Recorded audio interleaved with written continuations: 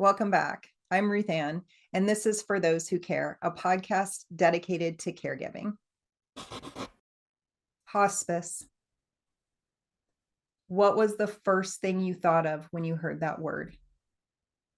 For most people, it's the idea that the end is near, that it's imminent, sometime within the next few days or maybe even a couple of weeks.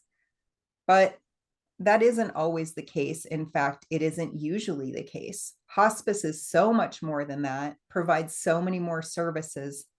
And there are a lot of things that I didn't know when we had to put my husband on hospice. And these are things that I wish I had known because I think it would have made it a lot less scary thinking about hospice because it is end of life care. That is true. But if you're better prepared for it, it may not be as scary as you think it is. So today I have my friend Sharon here, who actually was Lance's hospice nurse. And we do have a little bit of a story how we met and became friends, but we'll do that somewhere throughout this series. This is going to be a two-part series. In this first episode, we're going to talk about understanding hospice care, what it really is. So let's get started. Sharon, thank you so much for being here. I really appreciate you taking the time. You're welcome, Ruth Ann. This is a pleasure. Nice to see you. Can you start by just explaining what hospice care really is, not just being the end of life? Yeah, let me start off by telling you that hospice is a program um, that's typically provided by the government or through the government under the umbrella of Medicare, Medicaid, and it can also be provided through insurance companies. Typically, I see it through Medicare. That's been the main source. Um, it's a type of healthcare focused on providing support to people who are terminally ill, providing a quality of life and dignity at the end of life. It involves a team of professionals who manage pain and symptoms while also addressing the emotional, social, and spiritual needs for both the patient and the family. So that's what it is in a nutshell. So, when is it typically recommended, and what signs or stages of illness might lead a doctor to recommend hospice? So, hospice is typically recommended when patient is diagnosed with a terminal illness and has 6 months or less to live. And that's with the typical trajectory, not give or take. It's not just 6 months. A doctor will most likely make the recommendation when all of the treatments have been exhausted and showing no signs of improvement.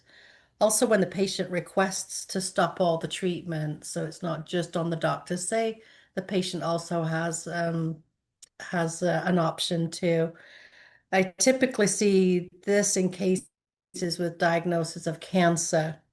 That's typically what I see. And that's what my husband had, was cancer, and Mhm. he made the decision to stop treatment, and that was when we put him on hospice. I think a lot of times it's when the patients are just tired. They're tired of doing the same thing, going to the hospital multiple times. You can have like an exacerbation of um, COPD or chronic heart failure or congestive heart failure. And you've got this 86-year-old that's having to go to the hospital for treatment because that's all they've known. But they're tired of doing it. And so that's usually when it gets to a certain point and they qualify, there's different qualifications, criteria that has to be met. And um, and that's usually when they'd be like, okay, I'm done going to the hospital for this particular thing. I want to stay home and I just want to be treated in the home, managed, in the home, and we go from there. So that's typically the kind of cases I see. So you mentioned qualifications for getting on hospice care, what would some of those qualifications be? Um, there's certain criteria that has to be met. They have to be so far into first diagnosed with the terminal illness, and then it has to be like if weight loss, there are like for someone who's on congestive heart failure or COPD, they're on oxygen. They have to require certain kind of medications to relieve the symptoms. Um, they've either got weight loss or weight gain. If they've got edema that's just not controlled anymore, their oxygen level is continually requiring other increased levels of oxygen to maintain. They're in the home more. They can't get out as much. So there's lots of different things, but that's typically what we see. Just a digression on their particular illness to the point where they've exhausted everything and it's not getting any better. It's getting worse. And now the doctors decided, yeah, you've probably got about 6 months left to live. So And like you said, that's not an exact number. It's just what they're looking at in terms of the person's level of health. mm, Because I know that Lance lived for 11 months on hospice. yeah, yeah, it's not. I mean, we've had them when they've literally lived 24 hours, and that's it. And then I've had them and they've been almost 2 years. But as long as it's showing a steady decline, so that when we call it recertification, so typically when they first come on services, they're given 90 days. And after that, we do a face-to-face with the nurse practitioner, and they come in and we requalify them for another 60 days. It's like a 60-day cycle. And in that 60 days, they have to show that there is a decline of some sort. And then that way they within the boundaries of Medicare guidelines, they can stay on services. I want to step back just a little bit because one of the things that was mentioned to us before we put Lance on hospice was maybe palliative care. And that is different than hospice, but I know that it is in some way related. Can you explain the differences in the two and how they are related? Yeah, well, hospice is designed to specifically meet the patient's needs with a terminal illness and nearing the end of life. The focus is on the quality of life when curative treatment is no longer an option, whereas palliative care can be provided at any stage of a serious illness. It doesn't necessarily have to be a terminal illness.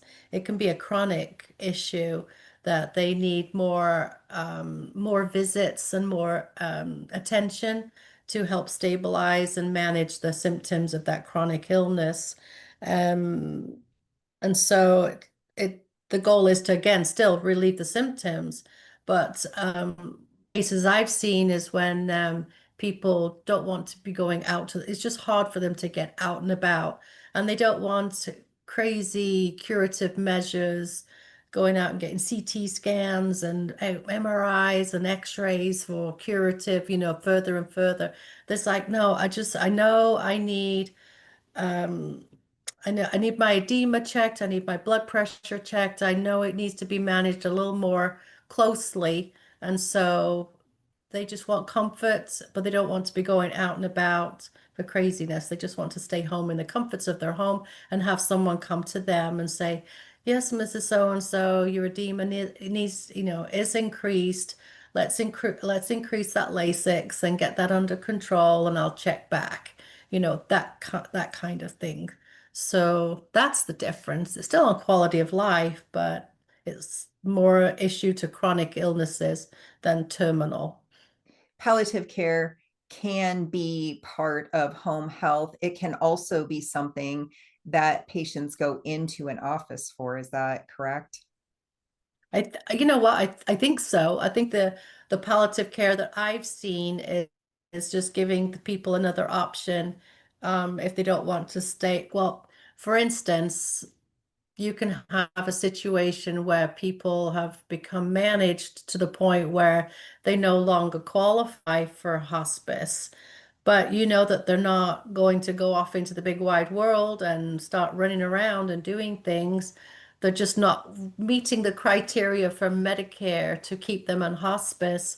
So we will invariably say, you know what, there's the option for palliative care, and the doctor will still come to you and they will take care of your needs on that level. So people are like, yes.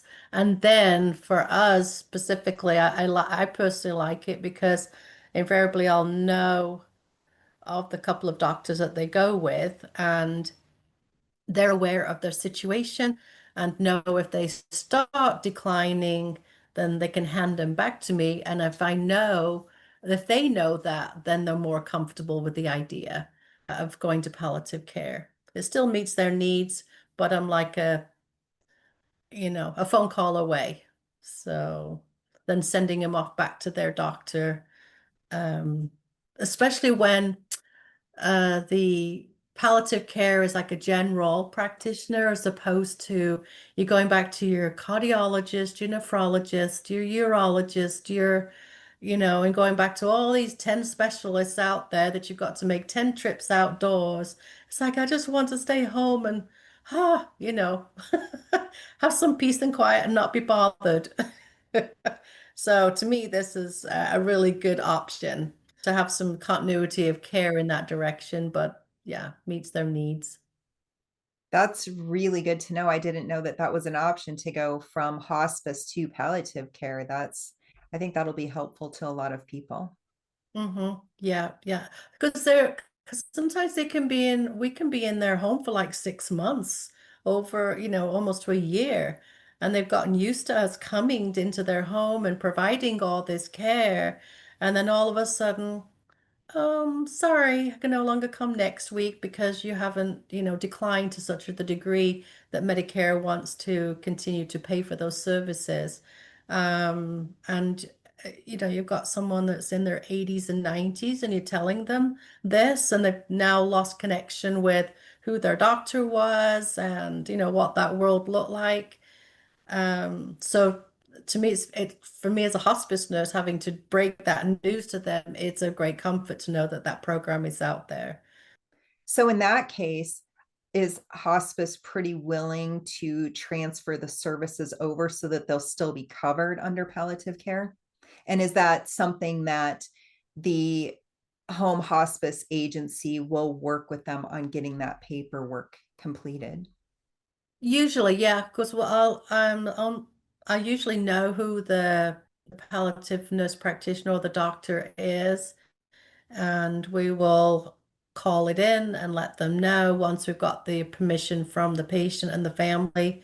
And they will work with us. We obviously give them all the paperwork, and and they'll let me know when their first visit is, so that then I know when to discharge them. So there is that continuity of care in transferring them from one place to another. So we do work closely with them. And we're talking about home hospice. So, home hospice is a completely separate agency from the home health care agency that would provide the palliative care. Yeah, yeah, invariably. Yes.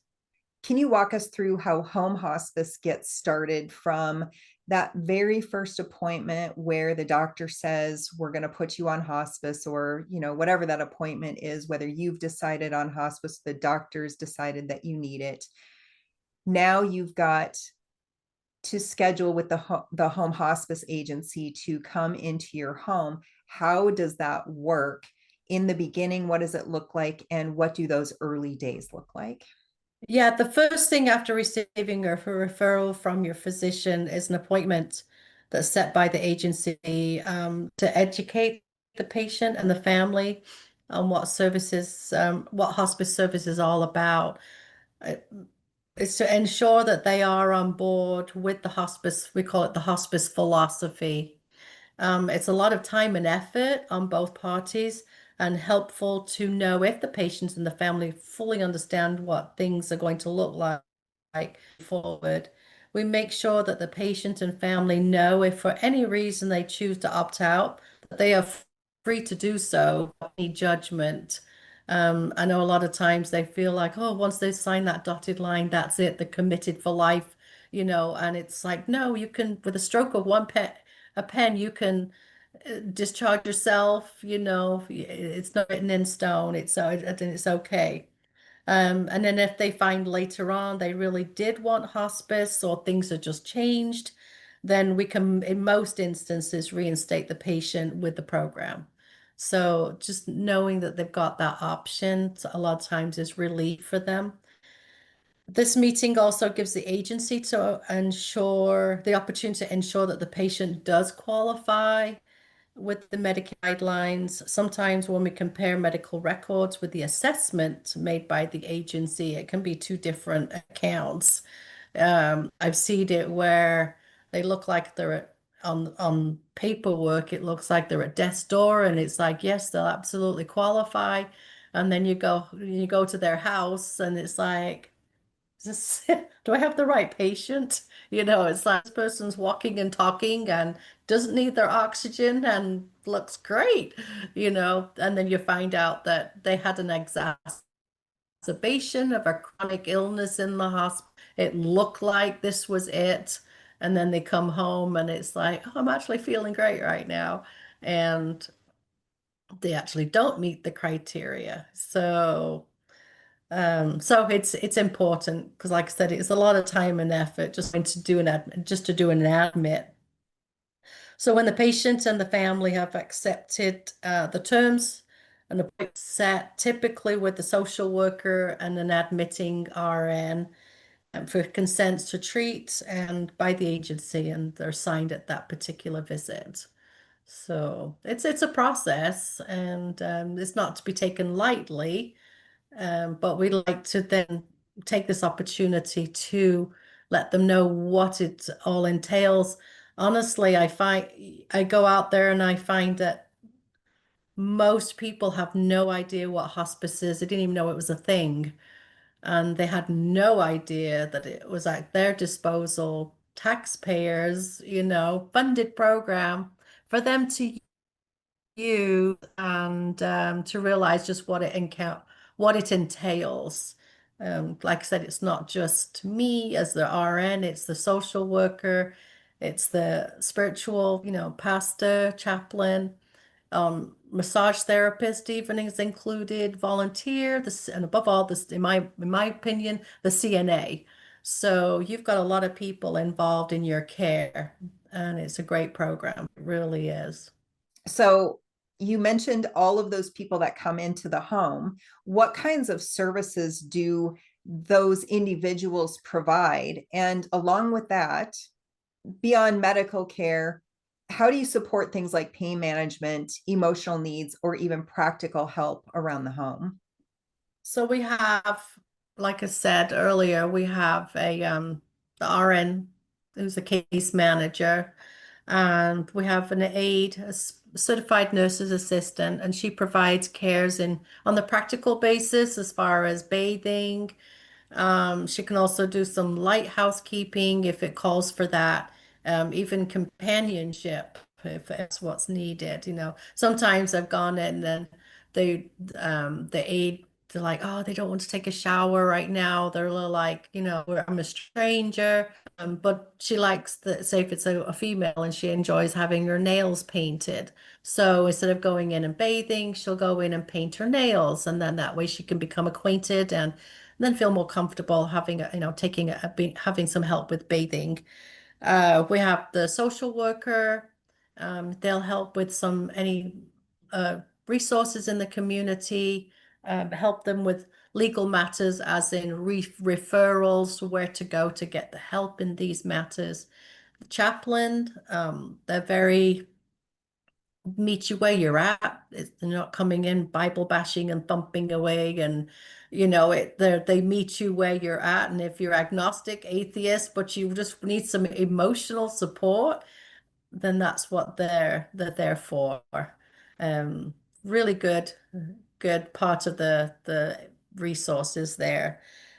We've even got massage therapist which, to me, I always feel like they're kind of like a hairstylist. You come out looking great and you feel great with the massage, but you've also unloaded like a psychiatrist, you've unloaded, and so they are definitely there for the emotional side.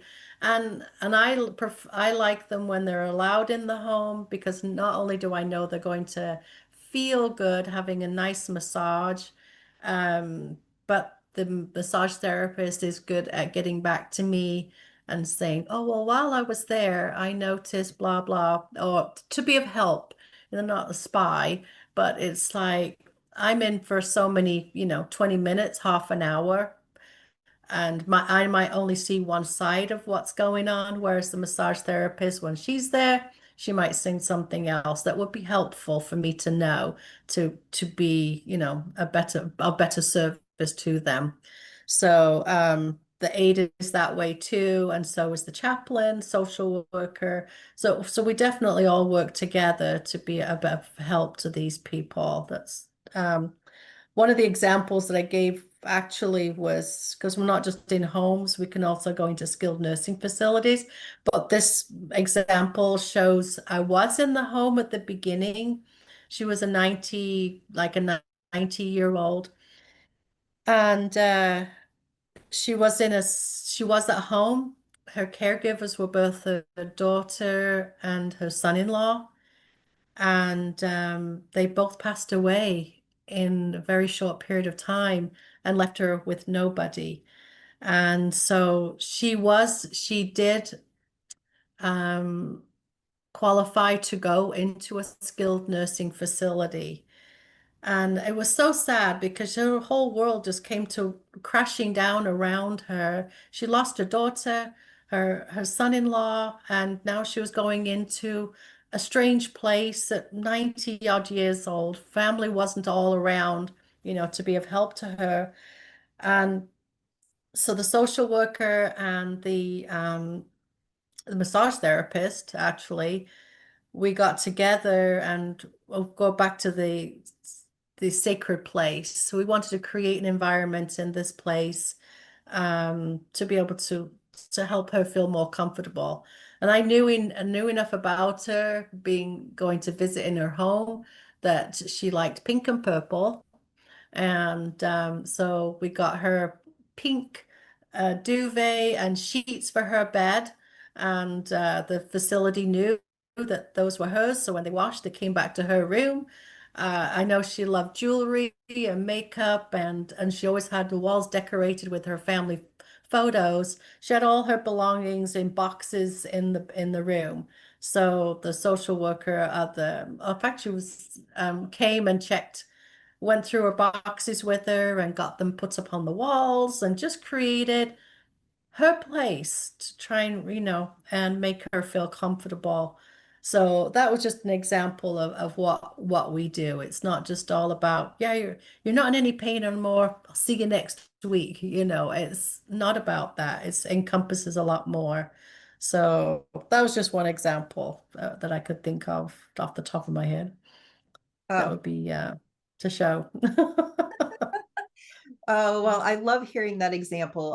I had a very personalized experience Lance and I did, and I always wondered if it was because you and I were friends or if that's the way that hospice is in general. And it sounds like that's just what hospice is like. And we took advantage of all the services except for the CNA because I was fortunate. I had already been Lance's caregiver for many years before we put him on hospice. And so I already had caregivers that were coming into the house, and I'd had that for more than a decade. So we didn't need the CNA services because we had that outside of the hospice agency. But we did use the chaplain and the social worker and the massage therapist and Lance. Another aspect of that too is that when you go on home hospice, you're not leaving your house anymore. And so it's really important to get those services in there because you're getting different people in there. And for Lance, he was such an extrovert that really fed his need for that time with people. And I'm really, really thankful for all the people and the services that were included in hospice for that reason. Another one I just thought of, well, because I was thinking about Steve, the physical therapist that you had when he was on home health. And there's been a few times where people have come home from the hospital and we call it deconditioning, where they've been sat in the bed for, 2 weeks straight. And they came in, they came into the hospital being able to walk, and now they can't because they've been hooked up to this, that, and the other, and told to stay in bed, because it's unsafe. You can only do X, Y, Z. And they come home and they're so weak, but they're like, I just want to stand. I just want to walk again. And so when I've seen that this is what they're at, this is where they could be. I've even asked for the an order for the physical therapist to come in and do a few sessions on helping them acclimatize and build up strength and give them some exercises and things like that. So it's not like again, it's on quality of life. And if I see a thing there that enables them to get back. I remember one guy, I came to him, his bedroom, his bed had been put into the living room because we provide hospital beds, and it was in the living room. And he just said, so I came in and he just looked at me like, I just want to sit up. I just want to get out of bed. And I was taking a chance on like, oh, can I actually manually help this guy to get from one to the other? So I pulled the recliner right up close to the bed, and I said, okay, this is what we're going to do. And got, because I was a CNA, I could do that. As and I knew the ergonomics to get him from A to B. And I managed to get him up and sit him in his chair. And he about cried. I mean, he just like, he got all emotional, going, oh, I'm sitting in my own chair. And I'm like, oh my gosh, it can be that simple, but that impactful to go from, just from a change. So that was, obviously was when I got the physical therapist in and said, okay, we're going to work on this. And we did, and he was able to get up so he could start walking around a bit. So These stories are just going to make me cry.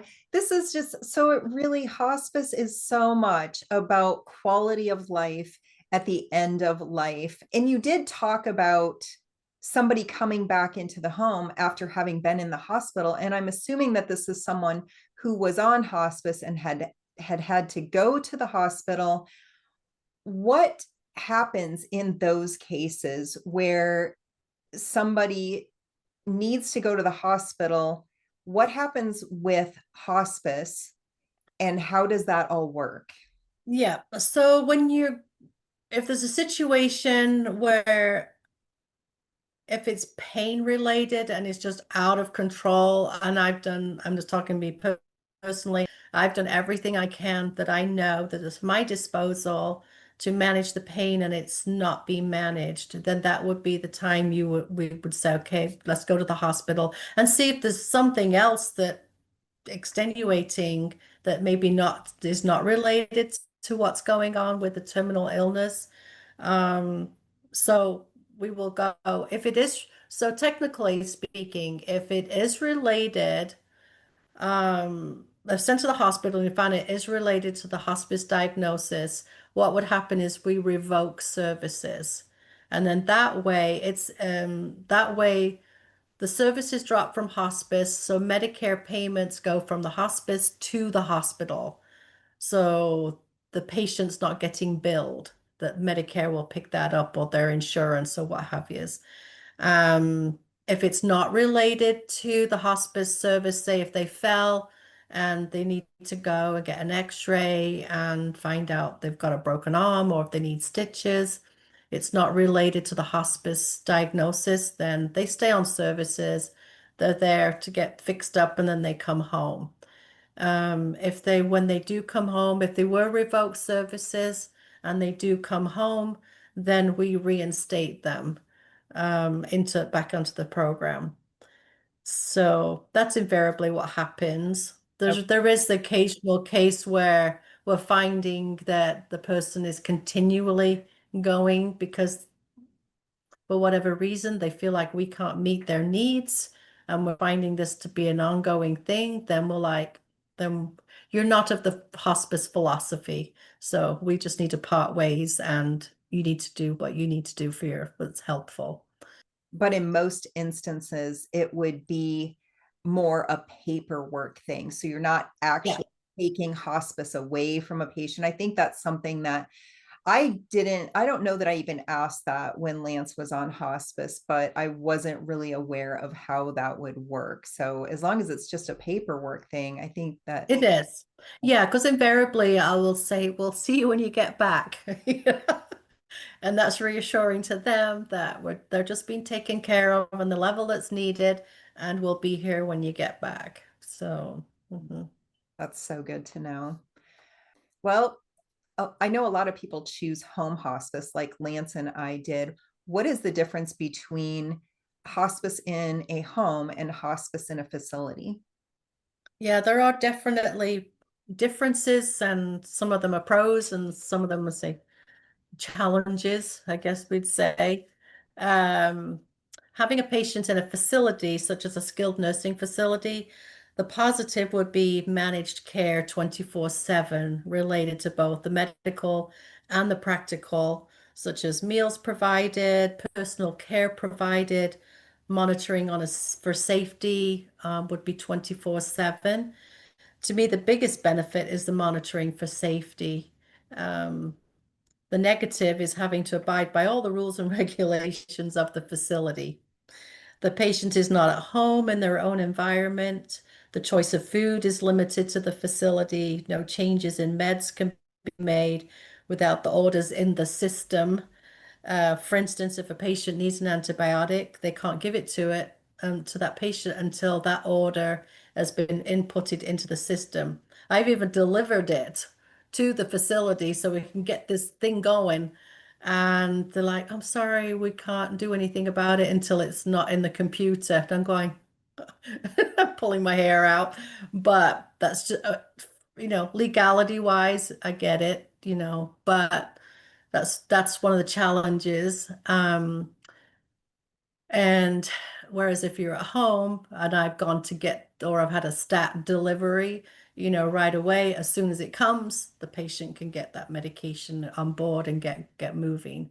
So, like if I'm in the home and this person's got edema, they're on 20 milligrams of Lasix, but they need to double it to 40 milligrams to get this moving.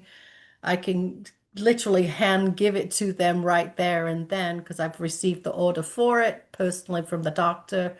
Whereas the facility, now it's got to go all through the channels and they might not get it for another 5 hours, until it's gone through the system. So that's just my personal experience and frustration, but I totally get it. They're within their legal bounds, and you just have to know that that's the way the system works.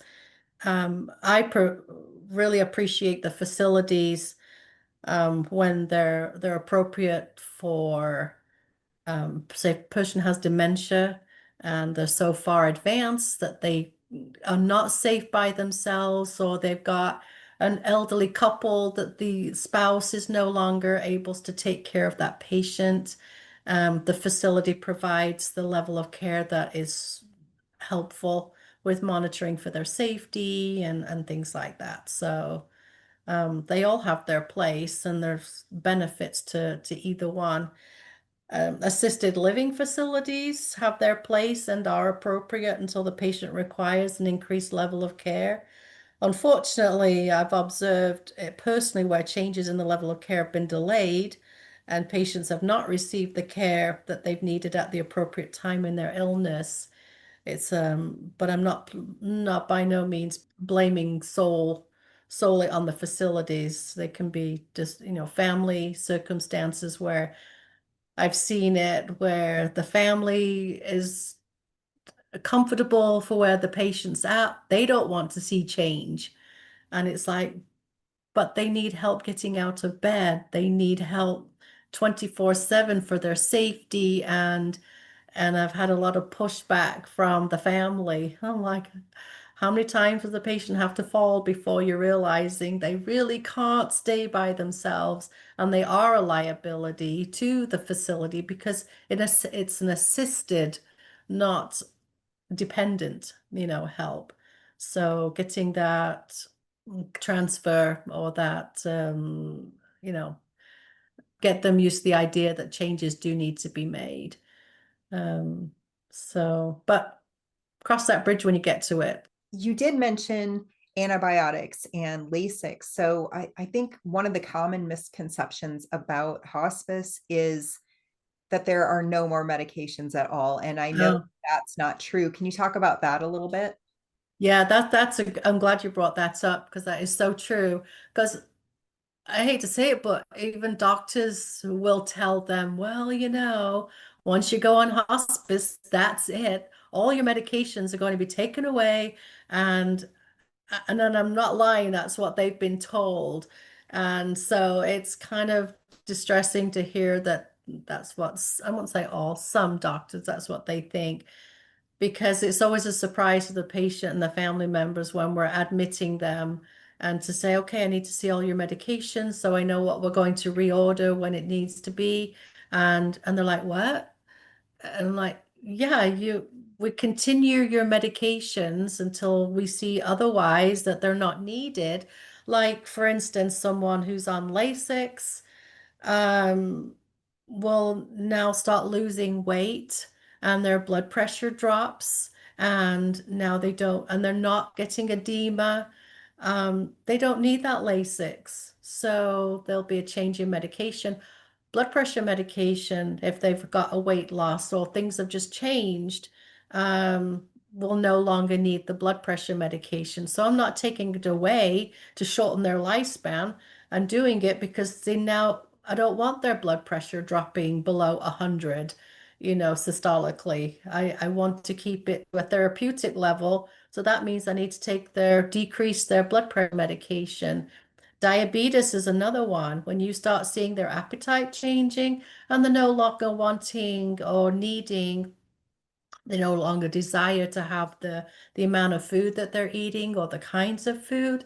So they start losing weight. It affects their blood glucose levels. They're not needing that amount of insulin a day. So I work with the doctor, hospice doctor, to bring those levels down, to meet therapeutic levels, and then that way they stay feeling good and are not having to worry about dropping under 70 in the middle of the night and wondering why they feel nauseous or dizzy and, that kind of thing. So, yeah, to me, it's about quality of life. It's not about quantity. And just because you've been diagnosed with a terminal illness, that immediately is we stop everything, put you on morphine, and we expect you to die in 6 months.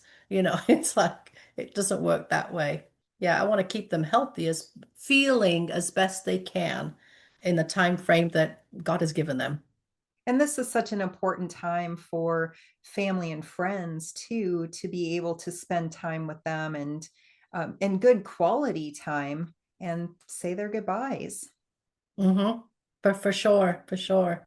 So really it's about the medications. They can be on the medications that keep them comfortable. They're just not on any treatments. If they have cancer, they're not taking chemo pills anymore. No, no. Um, Caveat to that is I've seen it when a couple of instances where the person's, got tumors going on related to cancer and they've usually been through the VA and they've gone to receive therapy that shrinks the tumor. It's not curing it, but it does provide relief and can provide comfort. So I've had it where usually in this instance, it was a couple of guys that had lung cancer, and it was able to shrink, keep it at a comfortable level. And they've gone to get their treatments once or twice a month. And it will play out. It's not going to stop them from that progression eventually, but but it keeps them comfortable for a little while longer. And so we're open to that. That's not unheard of, but invariably, yeah, the treatments are no longer viable for them. Um, I've had it with people have cancer, and when we're talking about coming home and then things changing for the better, and invariably I've seen it when people have come home and they've just had the chemotherapy that they've been taking. Has just become so toxic to them that it's created storms in edema, congestive heart failure, just all the other systems in their body have just started to wig out, and it's created now a visit to the hospital and an ER situation. And then that's when, oh, we can't handle it anymore. And they look like they're at death's door. They come home thinking this is it. Families all gathered around, and it's gone into a couple of weeks, and the toxicity levels have decreased because they're no longer taking chemo, and they're starting to feel a whole lot better. And so they think, oh my God, oh, we're cured. I'm like, no, no, no. It's like you've just been so used to having the chemo and the effects from it that it's no longer there. So you're starting to feel better, but you've still got the cancer. But I always tell them to enjoy it. Go do what you're gonna do. What was on your plan? Your bucket list, so to speak. Let's do that because here's your window for you feeling better from the aftermath of chemo, but you're going to progress eventually with your cancer. So you have to have those talks because you get a lot of false hopes from family members, especially, which is like, oh, I don't want to break the news to you, but this is invariably what happens. So we're able to educate and help them seize the moment for doing something fun.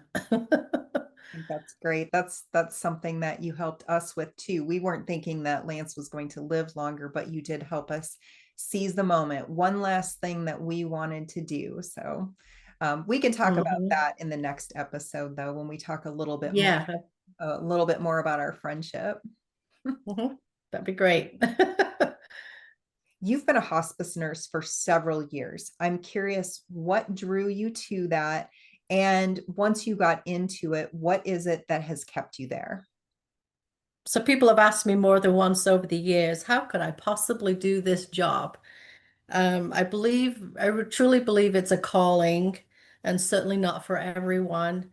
When you see so much death and dying, it would normally affect a person negatively, but I do believe God places a mantle on you to help you cope and be there for the patient and the family.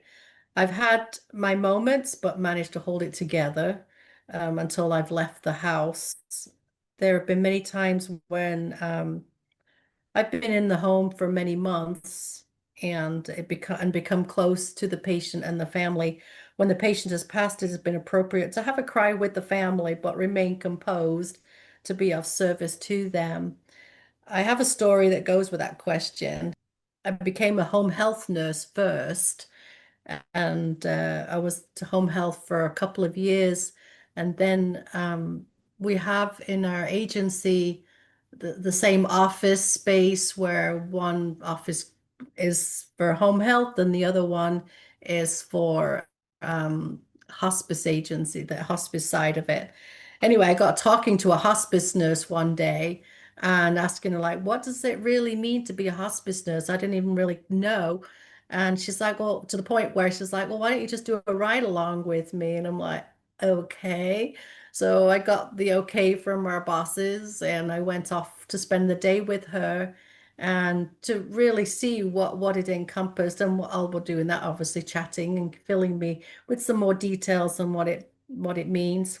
Well, I had this one particular lady that I really saw could have the benefits of the hospice. And so I came up with the idea that I would become a hospice nurse and join that department. And I even told my patient, she was this 90-year-old French lady, and I said, okay, if I become a hospice nurse, will you come with me? Go from home health to hospice. And that was the only way she was going to happen. But I had it in my mind that this is what I was supposed to do. So I went ahead and transitioned over, and she came with me. Up until that point, she had been independent, living on her own. She was, I would say, quite a stubborn person. She was in her 90s and shorter than me, and I'm 5 foot. So she was like 4 foot something. I told her, I said, oh, I blame your stubbornness on being French, but that's because I'm English, because I could get away with it. She she would come when I would walk in the door, she would curtsy as like I'm royalty. I'd be like, I so love she would make the cup of tea and I'd bring the biscuits. So we would sit and have a conversation. That's how our visits went. We have to get quite creative sometimes, but it worked. And she did agree to come on hospice. I knew that that's what she needed. She had family. She had two living sons. One lived nearby, but one lived out of state. Both the sons were not talking to each other for whatever reason. And she told me that she said, if nothing else, I would love to see it with my sons around me when I die. And so part of my job, I don't think you know if it's written in fine print somewhere, but I did. I called both of them and said, this is the situation, and this is what your mom would like to see happen. And one of them, the one that was from out of state, I had to become a quite a firm conversation with him to make him see just the importance of what it was meaning to his mom to be there. So I didn't know if I'd made any headway, but I came to visit one day and both of them were there. Both of them were around the bedside. And she was very weak, and I knew it was going to be any time, any day now. And so I went up to her. I was like, it just melted my heart to see. It was like, oh, we did it. And I went up to her to say goodbye, to say good night, because it was late in the evening. And I said, I'll see you tomorrow, because she was on daily visits by this time. And she reached out, gave me a hug, and she said, thank you for everything that you've done. It means the world to me, but I won't be here tomorrow. And she died later on that night. Oh, I was just like, oh my gosh. So that was my first patient. She was on hospice for 2 weeks. And yeah, I mean, it was that short a time frame that we were looking at. So a lot of times you feel moved to make certain decisions and walk things a certain way, navigate things a certain way. And that was the beginning of my 9-year career as being a hospice nurse. Oh. it. So you're asking about what keeps me passionate about my job is really being able to help people. I never took it for granted. People were putting their trust in me at one of the most vulnerable times in their lives. I remember a patient who was around 50 years old with cancer, and his wife very attentive to taking care of him. This is not about Lance, by the way. It's another patient. Um, and she asked me, she said, so what are you going to do for us? And I briefly explained about pain management, about practical care, etc. But she kept asking me, no, what are you actually going to do to help us? And I didn't have the heart to tell her actually what was going to happen. And I knew he was going to experience increased pain, weakness, nausea, vomiting, no appetite, weight loss. He was going to become bedridden with increasingly decreased bodily functions, require increased level of care. I couldn't say all those things to her right there and then. One, it'd be such a shock, and it would scare her, and she would probably think that in some way that maybe it was because he was on hospice as to how why this was happening. Um, but I told her what I did tell her was I emphasize obviously pain management and things like that, but I told her I needed to get to know them. Even though he was still walking and somewhat independent, I needed that time in this time frame to get to know them. I needed to know what worked for husbands in pain management, what was important to them. And soon as the services, they spoke about wishing that they could go out of town to a family cabin. And I've been able to get his pain managed well enough that he felt comfortable to leave home and go on this trip. And they did. They went. All the symptoms I spoke about, loss of appetite, weight loss, etc., happened. And after he passed away, she told me how thankful she was. We were there for them, and now she knew how I was able to help them, of what hospice was all about. And so I kept, yeah, I was just so glad that that happened and that she could see it. But like I said, yeah, we know what's going to happen, but you've just got to figure out a way to let them know and be helpful. We encourage people to attain their last wishes. It's one of my favorite things I like to see happen. Over the years, we've partnered with a charity organization, Angels Anonymous, and they provided the funds.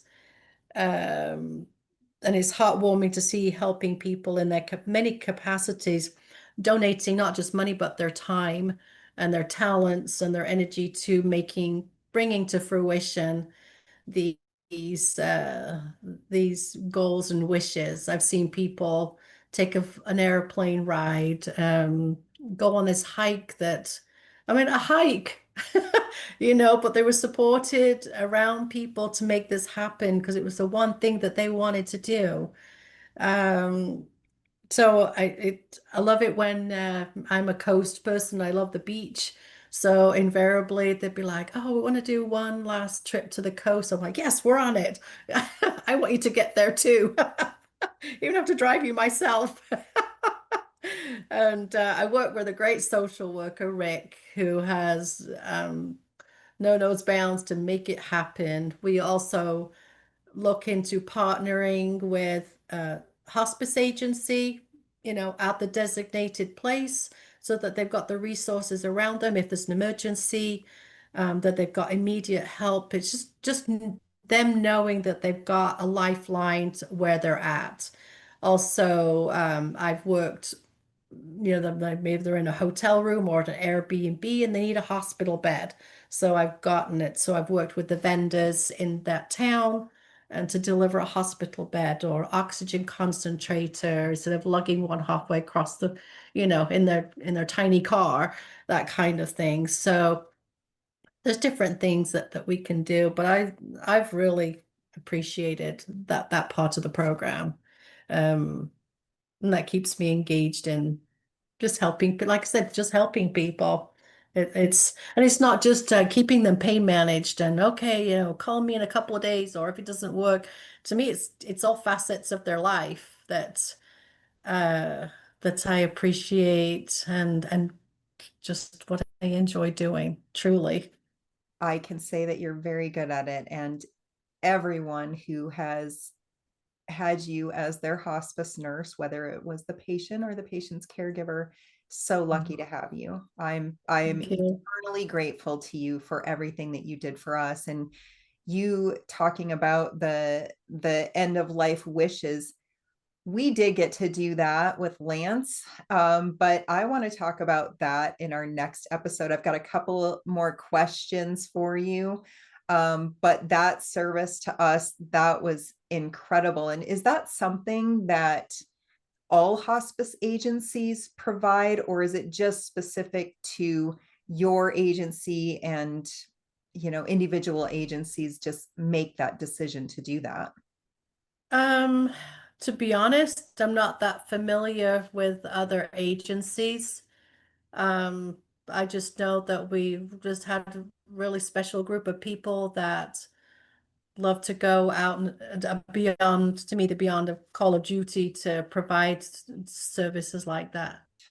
I just recorded a couple of episodes with an EMS fire chief there, and he he and I were having a conversation about home health and hospice and talking about the vast differences in the agencies. And one of the things that I would like to encourage people to do, if you're listening to this because you're considering hospice, shop around, interview the agencies to make sure that you are with the agency that you belong with, because not everyone's going to click, and you might end up with an agency that you feel like they are not the right one for you. And if something like that happens, you can change agencies, but it's not as easy as if you went through the process of interviewing first and then decided on one and stuck with them.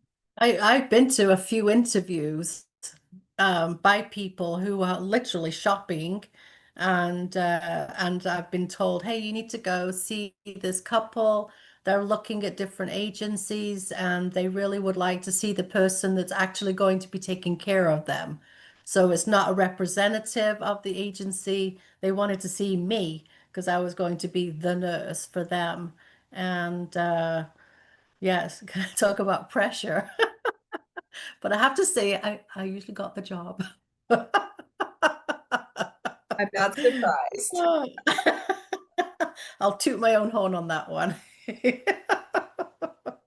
Oh dear. That was fun. But yeah, but I don't blame them at all. And I appreciated that. Like you said, it's a lot easier to just to do the shopping first than transferring from one to another after you found out, oops, we blew it. We didn't make the right decision. Because yeah, it can make a difference. It really can. Yeah, I've just appreciated the agency that I've worked for that have enabled me to have the autonomy to do what I do.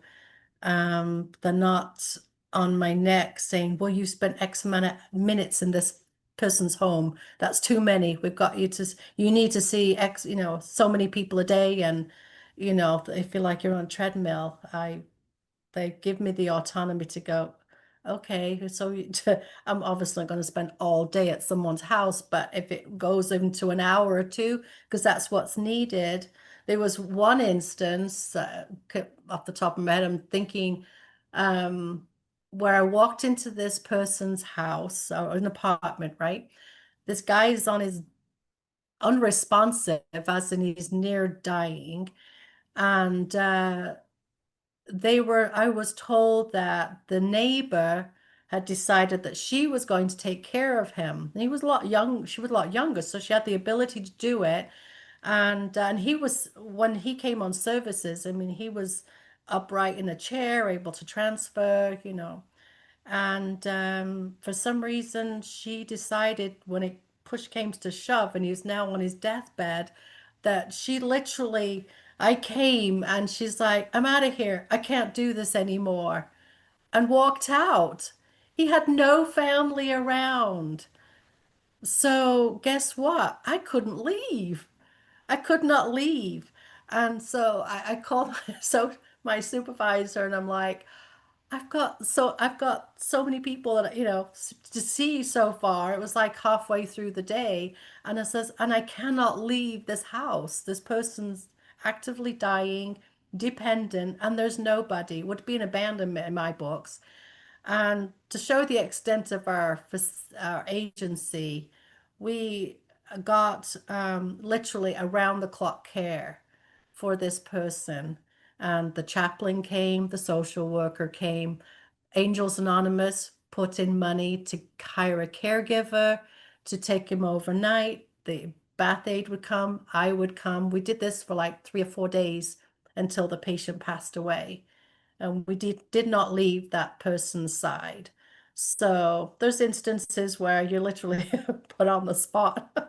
I'm like, I can't leave. But we follow through in taking care of that person. Well, I think that that's a really important point to make when you're choosing a home hospice agency or just any hospice agency, wherever you're at, that it's really important to think about the questions. And it's so hard to do that when you're in the situation where you need hospice because your mind is not thinking about that. Your mind is thinking about what is coming.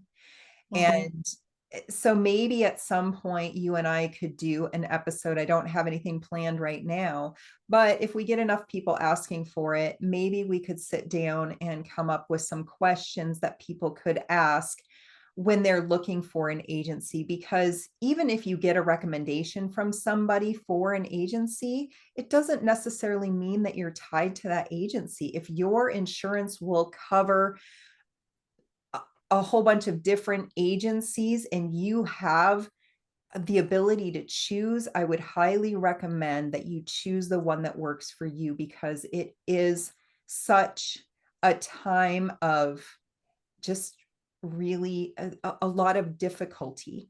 And you want to make sure that you click with the people who are in and out of your house, because if you don't, then it's going to make that situation that much harder for you. And can I put in a situation where for skilled nursing facilities? So skilled nursing facilities are will invariably favor one agency over another. There's cliques out there, and they will tell the patient who's now going on hospice, and they're in the skilled nursing facility, and they will imply that they've only got one choice, and it's the people that they technically work with, and that is not so.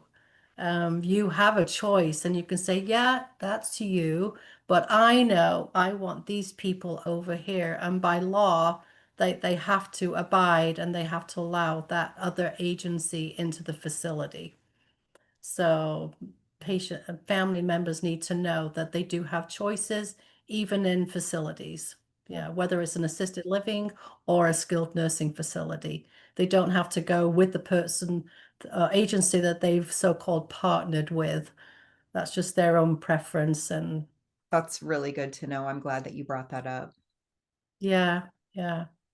Well, for someone just starting to consider hospice for a loved one or for themselves, what's one thing you wish they knew to feel more at ease about the decision? One thing I wish people knew about hospice while considering to starting services is the help that it brings to relieve caregivers, especially the support that comes with it. A skilled nurse and an aide will usually have a wealth of experience to teach and guide them during this time. Social worker to help navigate with resources in the community, to help with legal resources, putting affairs in order, a chaplain to assist with spiritual and emotional needs. A volunteer program is part of the service. Someone to come and stay with that patient and give relief to the caregivers. And I've also talked about a massage therapist is usually included. It's just a great network of people in the community that people don't realize is there at their fingertips, and if they qualify for Medicare, it's free. I always tell patients and their families, anything that I'm going to bring up to provide, there is no cost. I will never bring something up with a dollar sign tagged to it. And so they don't have to worry about, oh, is she saying this because it's going to cost me X, Y, and Z. From this day forth, anything that comes out of my mouth is going to be free. You don't have to worry about that. And you've got these seniors on fixed incomes, and it's such a relief to know that anything that I'm providing, I mean, even if to the down to the of providing cares products such as needing hygiene products, that's provided as part of the service, things like that. Um, the one thing I hear more than anything is people wished they'd made that decision to come on hospice sooner. They're like, oh, why didn't we know about this like 6 months ago? I went, I know, right? But they may have, but they just weren't in that headspace to think about it as being an option. But yeah, I've never heard anyone say, "Gosh, I wished we hadn't done this." It's always been, "I wish we'd done it sooner." So that's a good thing. Yeah, it does provide peace and comfort that you're not getting until you go into that service. I know that for us, when I put him on hospice, when we put him on hospice, we made the decision together. It was not an easy decision, and it took a few months for us to finally make the appointment. But when it finally, the day that it began, I journaled about this, just the immense peace that I felt knowing, and just watching him too, realizing that he didn't have to leave the house anymore for appointments, and that if he didn't feel well, if he felt like something was really wrong, that we were going to keep him comfortable at home. There were no more calls to 911. There were no more trips to the emergency room. And it was hard. I'm not going to lie, but it No. was, yeah, it was the best thing.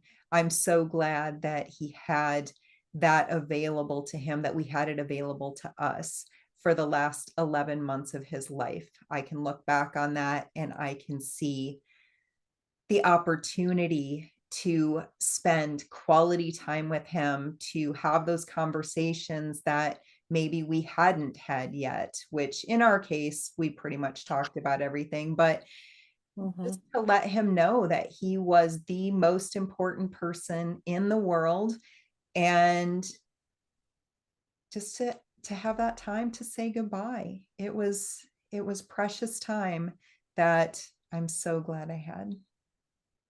It's a really I like being able to come into a person's home and help that caregiver become the person, the spouse, become the daughter, become the son, and not solely the caregiver.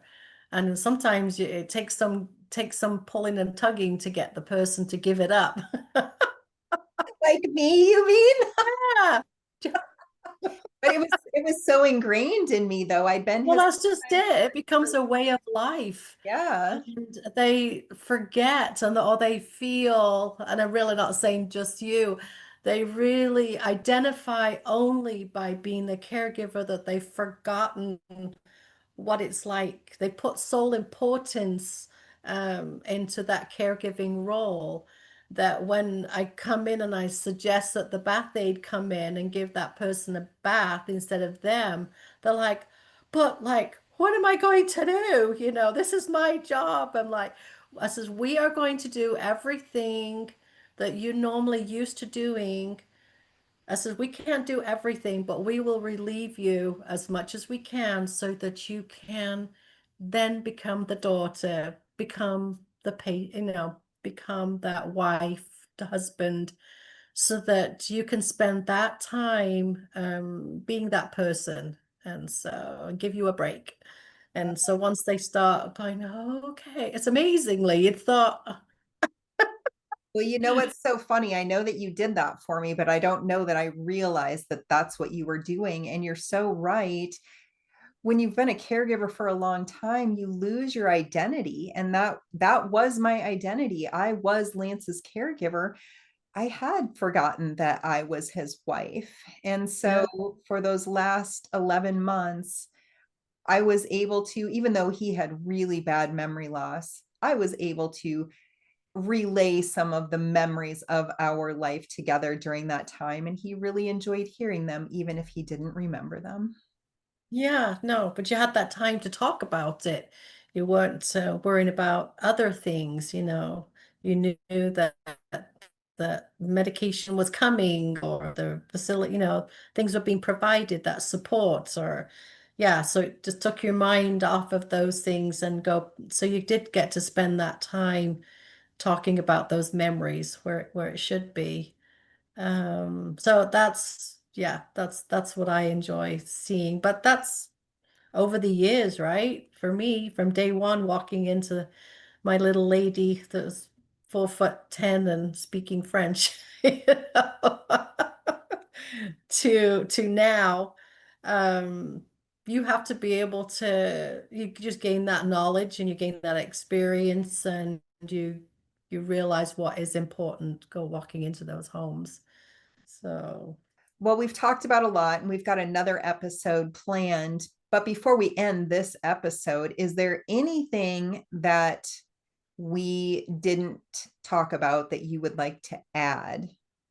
yeah, there was a part where I just wanted to, for me personally, is my first choice when I walk into a home is to advocate for the patient to stay in the home. Um, Most of the times it's possible, but families don't realize the things that are there at their disposal to make that happen.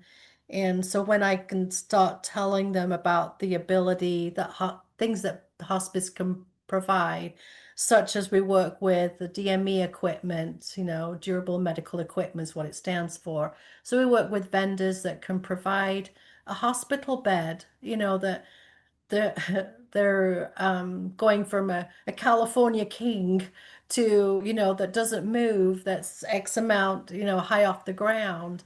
And they're needing help on both sides of the bed. So I can provide a hospital bed, or I should say it's an adjustable bed, to move up and down, has the ability to help them on both sides of the bed and they can sit up and watch TV or eat in bed or lay down. They can elevate their legs up so that they can relieve that edema. Um, they provide a shower chair so they can able to have a shower and sit down. We can provide a wheelchair that's small enough for them to get around the house. It's not this cumbersome wheelchair that you use outside. There's a lot of different things, a bedside commode, so they don't have to go all the way across down the hall to the bathroom. So there's a lot of things that they don't realize that's at their disposal. So we can create an environment that is helpful. I would say conserving energy. And sometimes, I'll get it so that the patient's like, I don't want to use that bedside commode. And I'm like, okay, sir, you have X amount of energy. What are you going to spend it on? You want to spend it on getting down the hall to the bathroom, or you can hop from your bed to the chair, back to bed, and then enjoy sitting and having a conversation and eating a meal because you still got that energy there. So you can have those educating conversations. Oh I don't dear. think I ever heard you talk to us like that, Sharon. What's I didn't have to call you sir. That tells you who I'm usually having those conversations with.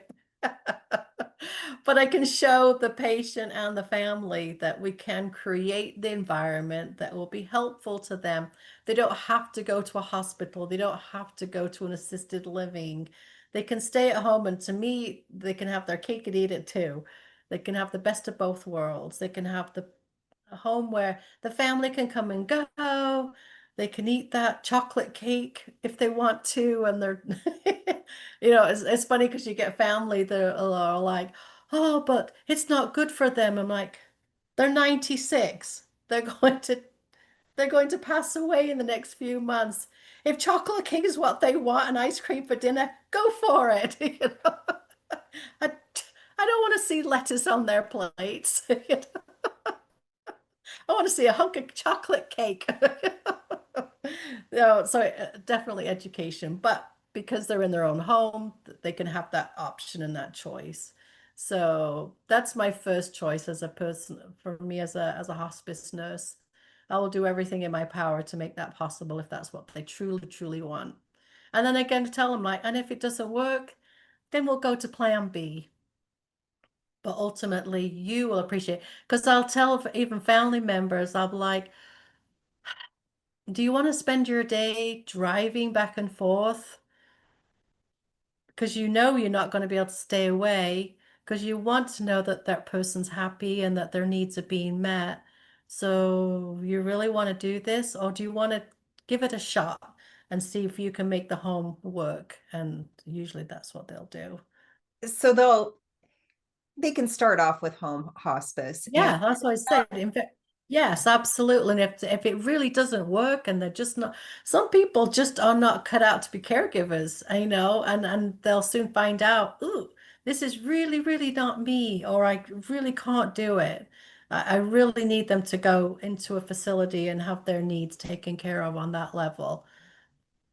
Fine. But I've given them that option and that choice and that opportunity to find out. And there's no judgment on my part at all. I just don't want them to miss that opportunity and wish they had, because it's harder to get them back home. right. Right. Well, Sharon, this has been such great information. I know that this is going to be helpful to so many people. A lot of this is information that I wish that I had had before going into hospice, but you were so good about providing this as we walked through it together. And I'm really, really grateful for you for the time that you spent with us while Lance was alive and the time since then. And thanks so much for being here. I will see you in our next episode. You're welcome. Thank you.